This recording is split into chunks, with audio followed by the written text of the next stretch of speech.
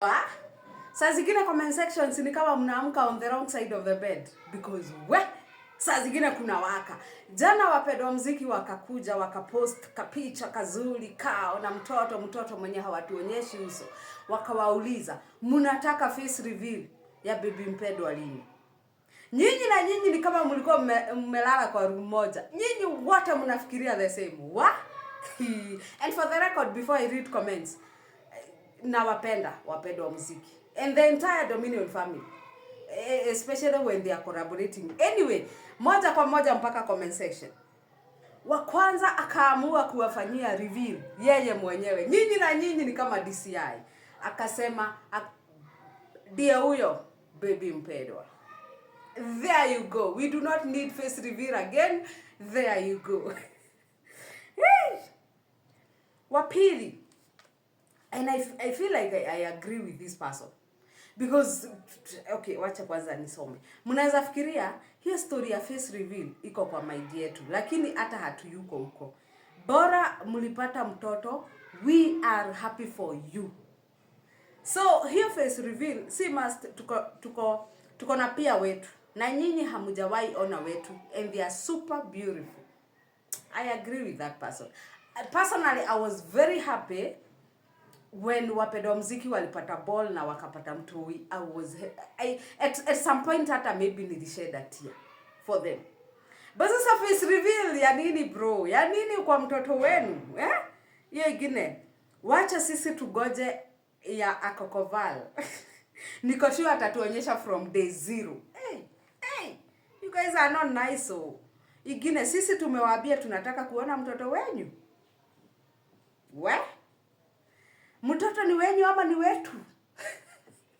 That's why nawaambia ni kama mlilala tu room moja. Tutawaambia tukiwa ready kumuona pia sisi. From now Z. Wait to hear from us. We do not need to see your baby now. Next, face reveal ya nini? Sisi tulitaka ya Zuchu na tulionyeshwa from day 1. Hii haituhusu, bora nyinyi mnamjua. Mkitaka mtoto ni wenu, maamuzi ni yenu. Tukimuona alafu mnaulizwa tukimuona and then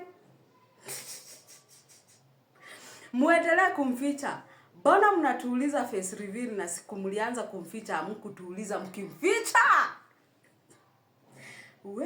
Hata I don't think wali reply nini comment hata moja. Sistangu ameniambia niwaulize mtoto ni wetu ama ni wenu? Na mambo ya sura inatuhusu wapi? Kai. Hata msifanye saa hii. Tuko na mambo mingi, hatutaki kuona machozi because you always cry when you're doing these reveals.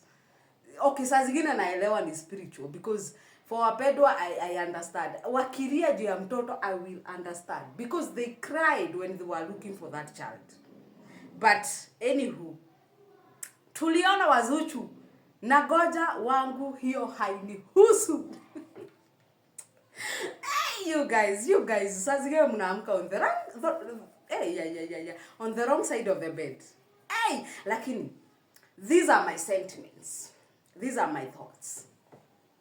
I honestly do not find kwa nini mnafanyanga face reveal. I understand it's for money, for content. If it's for content, well and good. Lakini sasa sisi mnafikiria tunataka kuona wasura za watoto wenu.